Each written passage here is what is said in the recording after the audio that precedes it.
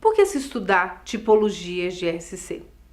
Porque as empresas são diferentes, as empresas têm diferentes portes, diferentes riscos, atuam em diferentes mercados, então é importante conhecer diferentes tipos, atuações, para encontrar aquela que se adequa à sua empresa. Nessa visão de tipologia para estudar a RSC, é importante que a gente ache a convergência entre o desenvolvimento sustentável, numa visão mais ampla de sustentabilidade, e qual é o papel da RSC na empresa. Veja que o desenvolvimento sustentável tem uma preocupação com as gerações futuras, de atender às necessidades do presente, mas garantir que as necessidades das gerações futuras sejam também atendidas. E a RSC está preocupada com as gerações atuais, as demandas das gerações hoje. Ela precisa oferecer produtos e serviços para as gerações atuais. Então, dentro dessa convergência, mas para que ela consiga garantir a sustentabilidade, ela precisa também pensar nos seus produtos, nos seus serviços, nos seus impactos no longo prazo.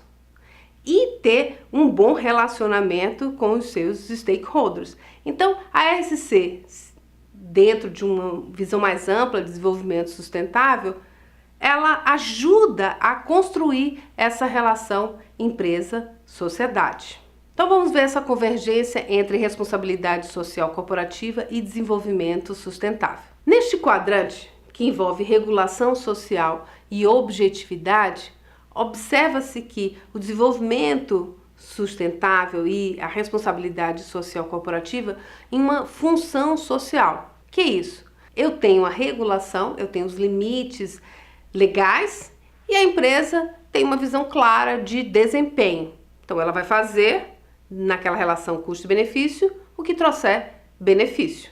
Saindo da regulação social e avançando no ambiente mais amplo de mudanças sociais, a empresa, se estiver focada só na objetividade, o que eu ganho com essa ação, focada na teoria clássica de custo-benefício, custo de transação, ela pode entrar em choque, em conflito. Então, a minha relação responsabilidade social corporativa e desenvolvimento sustentável é exatamente esse choque de poder. E a empresa pode negar, entrar no estágio de negação. Não, eu vou fazer só o que está exigido por lei e não perceber essa mudança nas demandas, nas necessidades da sociedade. Quando é que a empresa avança e consegue construir essa convergência entre o desenvolvimento sustentável e a responsabilidade social corporativa? Quando ela percebe a mudança social e ela atua numa visão mais ampla, subjetiva, onde ela consegue fazer essa construção sociocognitiva, ela aprende, ela entende as demandas e ela consegue oferecer produtos e serviços para as gerações atuais, mas pensando na sua sustentabilidade nas demandas das gerações futuras. Então, chegamos nas tipologias de RSC. A RSC pode ser coercitiva, altruísta ou estratégica. O que seria uma RSC coercitiva? Seria atender às responsabilidades ambientais e sociais focadas na legislação. Aquele quadrante onde você tinha objetividade e regulação social. Então eu estou sou responsável dentro dos limites da lei. Se eu avançar para uma RSC altruísta, o que eu vou fazer? Vou para aquele outro quadrante onde eu tenho uma regulação social e uma subjetividade, ou seja, eu vou fazer o que está certo, posso avançar dentro de uma visão de voluntariado, de filantropia e numa visão ética, ou seja, a empresa faz porque entende que esse é o seu dever. Para onde a empresa deve avançar? Para uma RSC estratégica. O que é estratégica? Ela toma uma ação e essa ação, dentro de uma visão ampla, que ela observa a mudança social e ela é subjetiva com relação ao desempenho, ela consegue alcançar uma vantagem competitiva. E é exatamente onde a gente deve se focar. A RSC como um aspecto estratégico, ou seja, a RSC pode se tornar uma fonte de progresso social quando o negócio aplica seus recursos, experiências e insights, gerando atividades que beneficiam a sociedade. Então, nosso desafio é construir essa RSC estratégica, onde abrem oportunidades para a inovação e para a vantagem competitiva. A gente precisa, para alcançar uma RSC coercitiva, não precisa de uma agenda social corporativa. A gente precisa de uma agenda quando a gente está falando da RSC altruísta e principalmente quando a gente está falando de uma RSC estratégica. A gente precisa construir a estratégica. Vamos falar da RSC altruísta. Então, ela vai agir como uma empresa cidadã, uma boa cidadã. Ela está preocupada com as demandas dos stakeholders. Então, ela é aberta a esse engajamento com os stakeholders. E aí ela está focada em filantropia. A agenda social, ela vai além, ou seja, ela vai avaliar o ambiente externo. No desenvolvimento dessa estratégia outside in, ou seja, eu identifico o meu ambiente externo e trago essas demandas para o desenvolvimento da minha estratégia interna, é preciso que eu entenda como atua o meu ambiente competitivo, como os meus competidores observam, como eles estão agindo.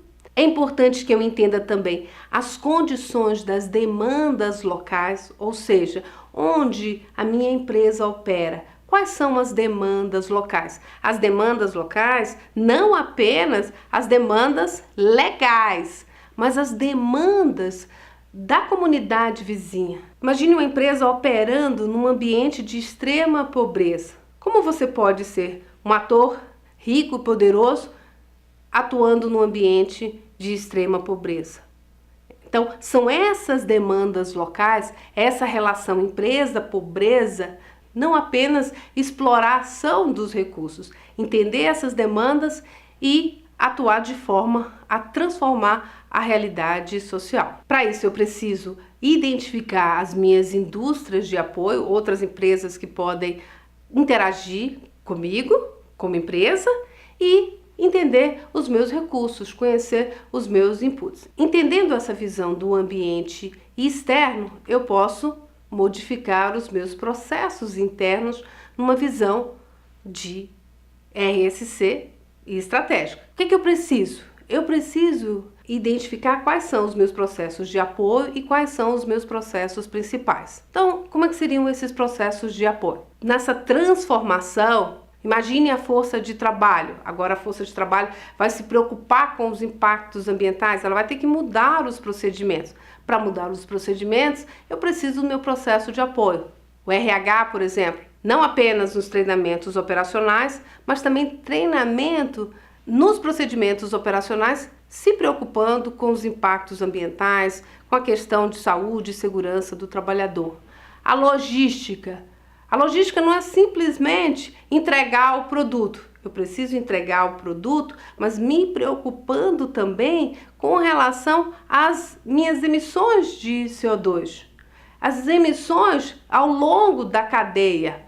Então, se a questão climática ela é importante, uma demanda importante dos stakeholders, a empresa precisa estruturar os seus processos internos exatamente para responder a essa demanda, modificando. Então, assim eu consigo desenvolver uma RSC estratégica. Então, resumindo, como eu posso desenvolver essa tipologia de RSC estratégica? Eu preciso definir quais são as minhas questões sociais.